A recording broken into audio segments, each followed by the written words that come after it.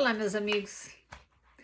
Hoje, ao invés da gente escutar uma história, nós vamos escutar o depoimento de um brasileirinho querido que ajuda a gente a entender melhor como funcionam os tribunais de amor ou conselhos disciplinares na igreja Mórmon. E acredito que outras seitas de controle mental também devam ter essa prática, tá? Presta atenção no que ele diz. Ele fala assim: ele me chama de maravilhosa, né? Olha só. Vânia maravilhosa, voltei. O mesmo do vídeo sobre as finanças da igreja. Esse foi um vídeo que eu fiz há um tempo atrás, tá? Tá no canal. Desta vez com outro assunto que julgo muito importante: os conselhos disciplinares da igreja, mais conhecidos como tribunais de amor ou Circo dos Horrores. Os 3 anos que servi como membro do Sumo Conselho e secretário da Estaca simultaneamente me forneceram as experiências necessárias para entender que estava no purgatório. Então ele explica para a gente como é que funciona. Começa com o réu confessando ao bispo. Se for mulher ou homem com sacerdócio arônico, sacerdócio menor, ou confessando ao presidente da estaca se tiver o sacerdócio maior, ou seja, de Melquisedeque. Eu vou te explicar depois como é que é isso, tá? A carta de convocação dizia assim: a presidência da estaca tal está estudando a possibilidade de executar uma ação disciplinar para o irmão tal sob a acusação de adultério, fornicação, calúnia, difamação, assassinato, maus tratos, agressão, roubo, estelionato, etc. Um desses pecados, tá, que o réu cometeu. O irmão ou irmã poderá trazer provas e testemunhas para sua defesa. Finalizava com a data da realização do conselho, com a minha assinatura. Participei de 23 tribunais na minha estaca.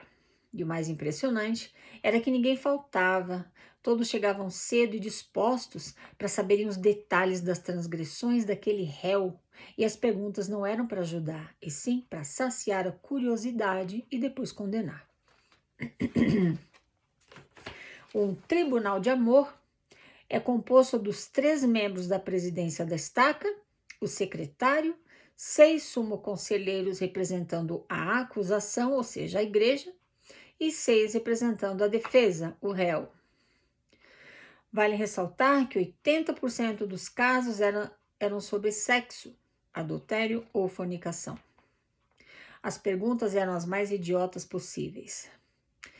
Se tem criança aí escutando esse vídeo com você ou assistindo, pula essa parte, tá?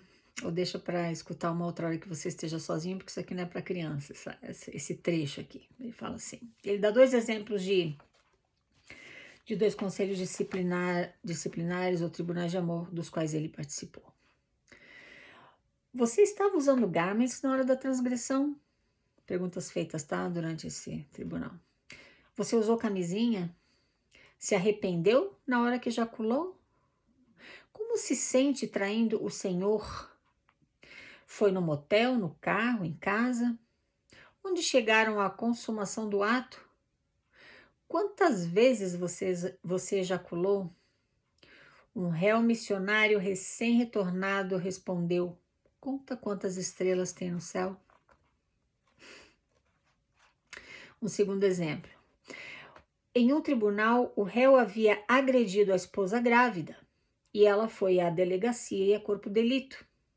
Ele era visivelmente maior do que ela, sem chances de defesa. Porém, ele era de família abastada e havia emprestado dinheiro ao presidente da estaca, que simplesmente lhe deu um período probatório informal, ou seja, nada. Os vereditos eram excomunhão, desassociação, período probatório formal ou informal e a absolvição, que nunca acontecia. A sentença, então, era emitida ao réu e toda a igreja ficava sabendo, pois já dizia o ditado: segredo entre 3, só matando 2. Vânia, vi homens de bem serem excomungados, fizeram tudo pela igreja, cometeram um erro, sim. A esposa perdoou e ambos decidiram se dar mais uma chance, mas a sentença era pesada.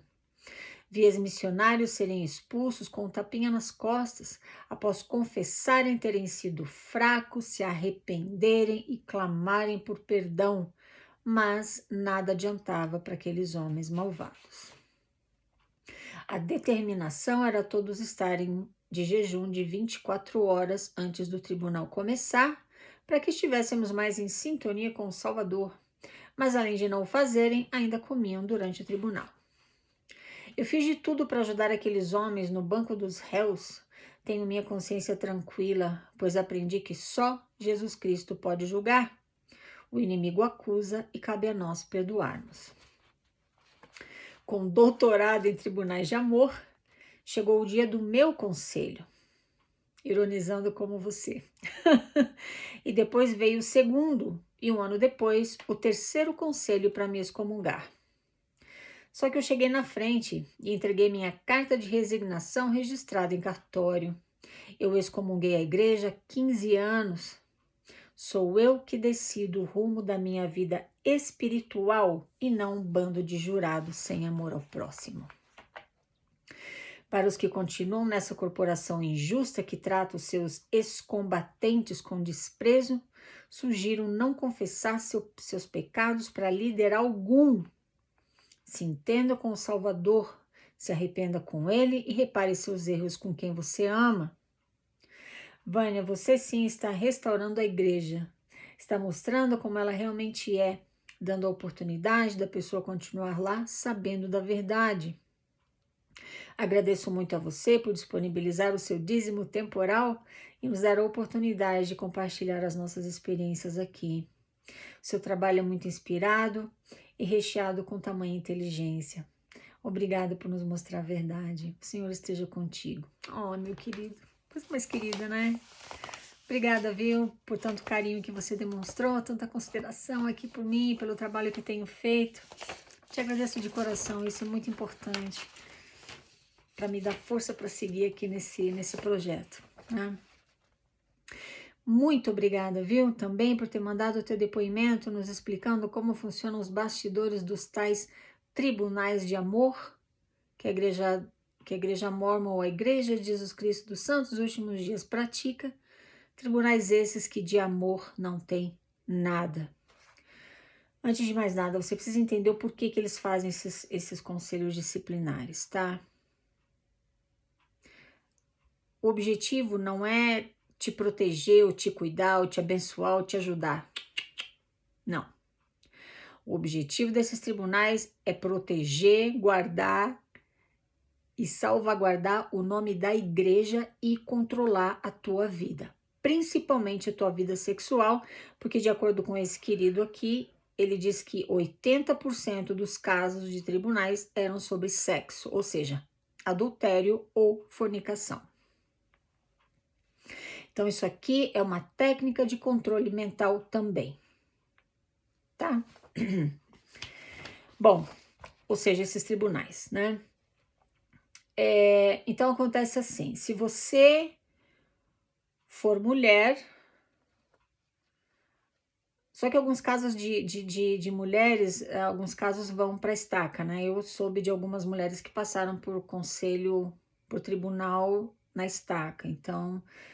Ele fala aqui que o réu, o pecador, confessa ao bispo se for mulher ou homem com sacerdócio arônico. Bom, sacerdócio arônico de Melquisedeque, para você que não está muito ao par disso, o sacerdócio arônico dá aos homens o poder para realizar batismos, para abençoar ou distribuir o sacramento e outras coisas assim.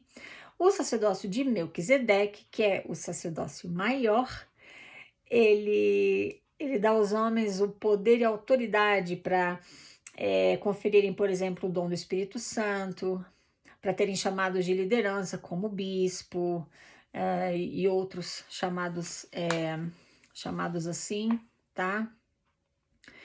Só que você precisa entender uma coisa. A Igreja Mórmon diz que ela é a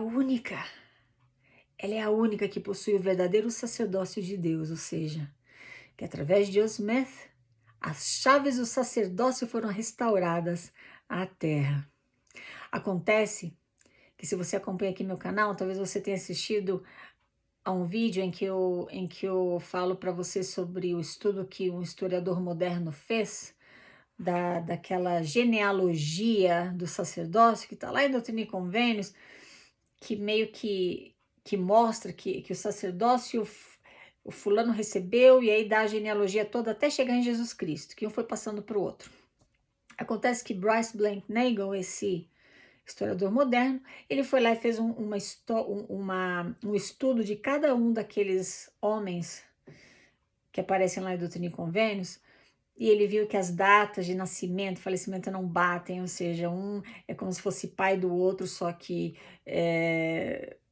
as datas de nascimento não batem, é uma confusão tremenda. Ele falou que aquela genealogia que está lá em Doutrina e Convênios é furada. Ele fez um estudo e a gente conversa sobre isso com bastante detalhes em um dos vídeos que eu fiz aqui sobre a restauração do sacerdócio, que não aconteceu coisa nenhuma.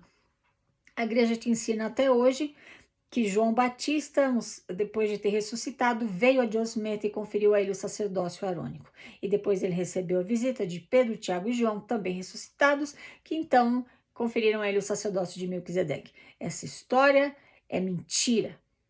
Só um pequeno exemplo. Graham Palmer, ele escreveu um livro chamado An Insider's View, Mormon Origins, ou seja, a visão de um membro da igreja sobre as origens da igreja mormon, do mormonismo. E eu também fiz um vídeo a respeito disso, tá? Em que ele, baseado em documentos oficiais, palpáveis, isso nunca aconteceu. Joseph inventou essa história da carochinha e a igreja te conta essa história até hoje, sabendo que é mentira. Então tá, só um parênteses sobre o sacerdócio aqui, que é importante você saber disso, se não sabe, tá? Bom, então quando você é chamado para esse conselho, você é chamado porque cometeu pecados graves aos olhos da igreja, como adultério, fornicação, calúnia, difamação, assassinato, maus tratos, agressão, roubo, estelionato, etc. Esses são alguns exemplos, tá? Então tem lá a presidência da estaca participando, como sei lá o que, qual é o papel deles, mas o sumo conselho, que é composto de 12 homens, que tem o sacerdócio de Melquisedeque, 6 vão representar a igreja, ou seja, a acusação, e 6 vão representar o réu, o pecador, para defendê-lo. Meu Deus. Ele fala aqui sobre a atitude daqueles homens quando iam para um conselho disciplinar. Iam cheios, chegavam cedo, tudo empolgados. Ai, vamos fazer um conselho disciplinar. E ele fala que as perguntas feitas nesses conselhos não eram para ajudar, e sim para saciar a curiosidade e depois condenar. O que interessa? Como esse exemplo que ele cita desse ex-missionário recém-retornado, por que eles têm que saber quantas vezes ele ejaculou, se foi no motel, na casa, no carro? Meu Deus, são detalhes mórbidos. Eu digo mórbidos no sentido de que tem o único papel de humilhar aquela pessoa, como se ela fosse anormal. Nesse exemplo que ele cita aqui, o ex-missionário, ele trabalhou para a igreja por 2 anos, ele largou talvez namorada ou noiva, não sei, família, trabalho, estudo, e ele foi trabalhar 60 horas por semana de sol a sol para a igreja, usando o uniforme e a logomarca aqui, tá? Ou ele pagou para trabalhar, ou a igreja pagou para ele a missão, que a gente sabe que é uma mixaria, que mal dá para você se alimentar. E eu sei, porque eu fui missionária no Rio de Janeiro, eu sei o sufoco que a gente passa. Aí ele volta para casa. Ele volta para casa e ele tá com os hormônios sexuais a 1000, e ele decide, porque ele é um homem adulto, não é porque ele caiu, não é porque Satanás deu uma rasteira nele, aquele monte de bobagem que eles fazem acreditar. Ele decidiu ter relações sexuais com uma outra pessoa, consensualmente. E ninguém deveria ter nada a ver com isso, tá? Por isso que eu falei para você que, se você prestar atenção, seitas de controle mental como a Igreja Mormon, por exemplo, eles não te ajudam na tua autoestima. Absolutamente não. Eles só inflam e massageiam o teu ego, o que é muito diferente. Então você tem um ego bem massageado, você se sente bem, se é que você pode chamar assim. Você se sente bem na igreja desde que você esteja fazendo aquelas coisas do jeito que eles determinam, andando aqui, vivendo a tua vida no fio da navalha. Trabalhando, aceitando chamado, participando de atividades, se vestindo daquele jeito, usando teu garment, tudo aquilo, né? Que eles falam que você tem que fazer. Que nesse missionário, provavelmente quando ele chegou da missão, ai, que lindo, que especial. Olha o ego dele sendo massageado. Não é ele como ser humano que importa, são as coisas que ele faz pela igreja que importam. Ah, pois é. O que dá prestígio a ele e bem-estar não é o tipo de ser humano que ele é o que ele aparenta ser, ou o que ele faz pela igreja. Então chegou da missão, nossa, que poderoso, que especial. Agora ele decidiu, então o ego dele está inflado. Agora ele decidiu ter relações sexuais antes de se casar, que é a tal da fornicação. Como uma agulhinha assim, pum, furou o ego dele. Murchou, acabou. Agora ele não tem nada, porque ele já não tem autoestima na igreja. Ele tem um ego inflado. Agora, quando ele faz algo que vai contra o que a igreja ensina, ele não tem nem o ego mais. Então ele se sente o pior dos seres humanos. Ele fala que, Vânia, vi homens de bem serem excomungados, fizeram tudo pela igreja. Cometeram um erro, sim, a esposa perdoou e ambos decidiram se dar mais uma chance, mas a sentença era pesada. Vi ex-missionários, olha isso aqui, vi ex-missionários serem expulsos com tapinha nas costas após confessarem terem sido fracos, se arrependerem e clamarem por perdão. Isso é um absurdo. Você que está me escutando, ninguém deveria ter nada a ver com a tua vida sexual. Você não deve satisfações a ninguém. Se você é uma pessoa religiosa e você gosta de viver padrões religiosos, cristãos, tudo bem, mas olha a sugestão que ele dá aqui para você. Não confessa seus pecados para líder algum. Se entenda como Salvador. Se arrependa com ele e repare seus erros com quem você ama. Você não precisa se sentir um fraco, fraco, sujo, meu Deus. Ah, você caiu numa tentação. Você não caiu em tentação coisa nenhuma. Você decidiu ter relações sexuais com alguém e ninguém tem nada a ver com isso. Viu? Se você é solteiro. E se você é casado e cometeu adultério, como ele falou aqui, vai lá e repara o teu erro com quem você ama, conversa com a tua esposa e vocês, como ele fala aqui, né, que muitos casais decidem se dar mais uma chance, mas mesmo assim, aquele que adulterou tem que passar por essa humilhação horrorosa do conselho disciplinar. Se a tua sentença nesse conselho for período probatório, eu acho que você fica um determinado tempo sem poder tomar o sacramento, sem poder falar em público durante as reuniões da igreja, ou seja, não pode fazer oração em público, nem prestar testemunho, nem fazer algum comentário em nenhuma aula. Você não pode ter chamado. Tá. Se você já passou pelo templo, você ainda pode continuar usando os garments. Ah, e não esquece de continuar pagando o dízimo, viu? Tem que pagar o dízimo. Se você for excomungador e você já passou pelo templo, então agora você vai ter que tirar os garments, tá? E também você não pode fazer nada disso que eu falei. Você só frequenta a igreja, mas não pode participar de nada, assim, falando, né? Tá? E aí, assim, se você fizer tudo certinho, digamos que você foi excomungado, você fica lá 1 ano, né? Sem poder fazer nada dessas coisas, mas você vai estar sendo entrevistado, até onde eu sei, numa base regular, para ver se você está cumprindo as metas, se você está fazendo tudo certinho, para poder merecer, né, de novo, ser readmitido como membro da igreja. Então, o que acontece? No final do período que eles determinarem da tua excomunhão, você vai ser rebatizado, tá? quando meu primeiro marido era bispo de uma aula em Floripa, eu assisti o rebatismo de um irmão casado que tinha sido excomungado. Esse rebatismo é sempre feito num horário que não tem outros membros por perto, para ser uma coisa assim discreta.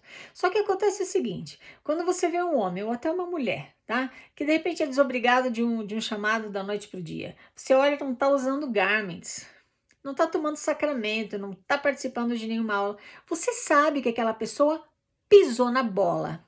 Essa é a expressão que, pelo menos lá, né, em Floripa, em Floripa se usava muito essa expressão, pisou na bola, porque geralmente, como ele fala aqui, é um pecado de natureza sexual. Pecado. Tá. Ele cita um segundo exemplo aqui de um covarde, fiel portador do sacerdócio, bem fofinho, com a aparência do bem, né? Ele bateu na esposa dele grávida. Ah, mas ele não foi excomungado da igreja.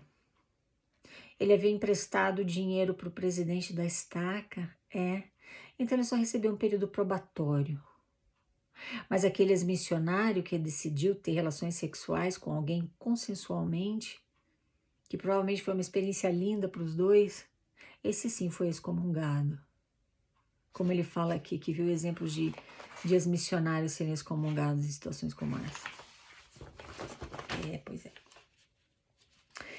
Então tá,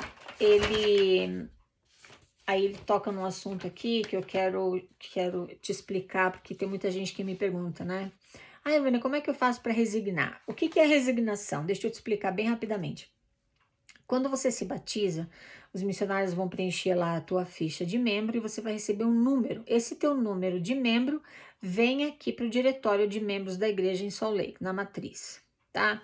Digamos que você se afaste da igreja, nunca mais foi, mesmo que tenha passado pelo templo, tirou os garments e não vai mais. Você corre o risco de, num determinado momento, um missionário esperto ou um bispo, sei lá, ele pode decidir mandar pessoas na tua casa para tentarem te reativar. Pode mandar missionários ou irmãs da Cidade de Socorro ou irmãos do Quórum, sei lá, para tentarem te reativar, tá? Por quê? Porque mesmo que você não frequente mais a igreja, o teu número de membro ainda existe aqui em Salt Lake, então você ainda é oficialmente um membro da igreja, tá? E só como parêntese, quanto mais pessoas eles tiverem aqui no diretório de membros, menos eles precisam, menor é o valor para eles usarem ajuda humanitária obrigatórias por lei, já que eles não pagam impostos por ser uma organização sem fins lucrativos. Tá. Então, quanto mais membros eles perdem no diretório, mais eles têm que pagar em gastar dinheiro com ajuda humanitária. Isso é só um parênteses. Isso eu aprendi de um ex-funcionário aqui da matriz, tá? Falei sobre isso com mais detalhes em um outro vídeo. Agora, quando você resigna, bom, aí tudo bem.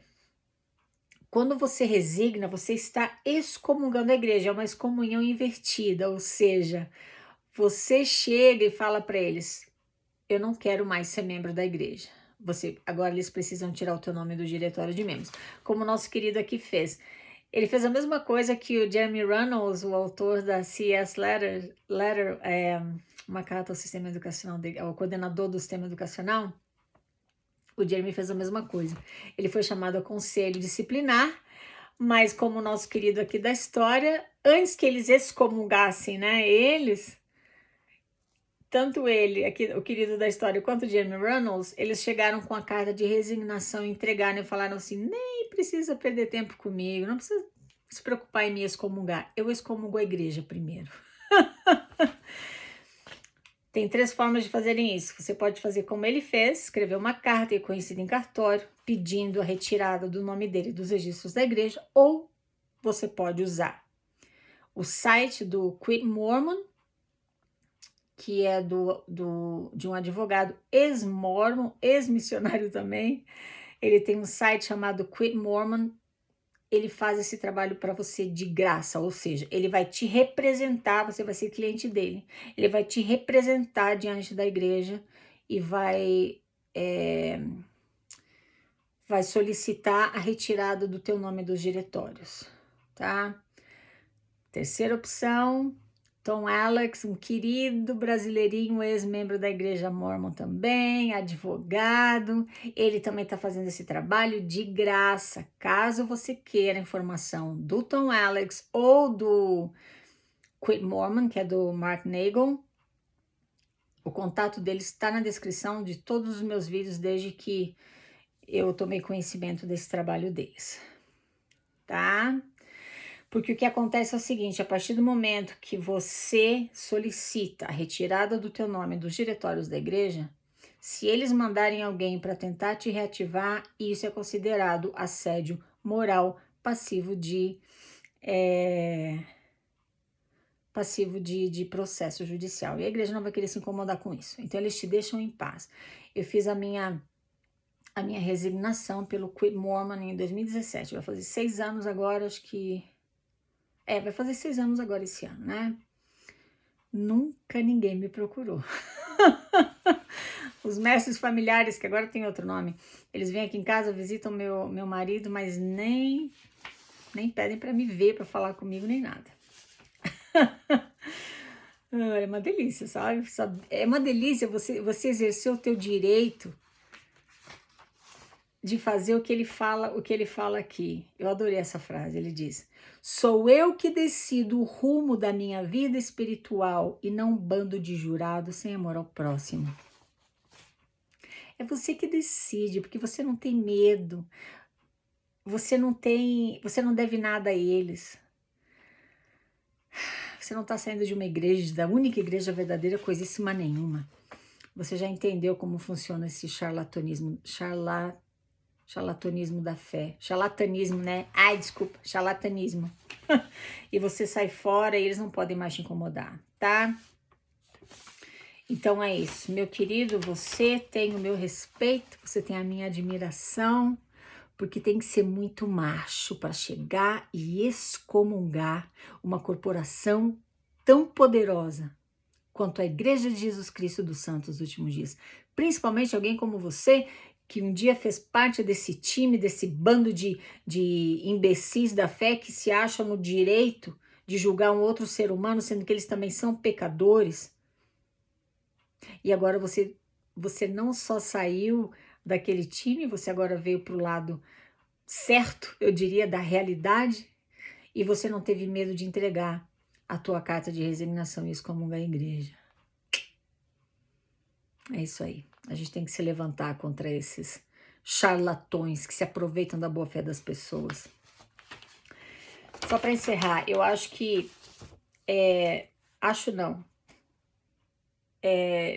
existem outros pecados pelos quais eles levam as pessoas a como é que fala? Conselho disciplinar. Querida ou querido que está me escutando, se você é vítima de, como ele fala aqui, se você é vítima de calúnia e difamação ou maus tratos, agressão, roubo, estelionato, antes de falar com o teu bispo, falar com o presidente da estaca, sabe? Para levar aquela pessoa lá, chamar aquela pessoa a arrependimento, você precisa de um advogado. Você precisa resolver esse assunto no âmbito judicial e não religioso, porque a igreja não vai te ajudar em nada, a igreja vai sempre defender os interesses dela, principalmente se um desses criminosos for um líder na igreja, tá? Então, antes de qualquer coisa, procura a polícia, procura um advogado, não trata crimes como pecados, eles podem até ser pecados, se você é cristão, enfim, mas eles saem do patamar de pecado e passam e são crimes. Então não deixa que esses líderes que se acham no direito de julgar as pessoas resolvam esses problemas para você. Leva a polícia. Você vê o que aconteceu aqui, essa querida grávida apanhou do marido, foi a polícia, mas na igreja, o que fizeram na igreja? Nada, porque ele tinha dinheiro, né? Ele tinha emprestado dinheiro ao presidente da estaca, então acabou em pizza, né? É isso aí. Vive a tua religião entre você e Deus. Te arrepende, pede perdão a Deus e não a homens que são tão pecadores quanto você. Eles não são melhores do que você.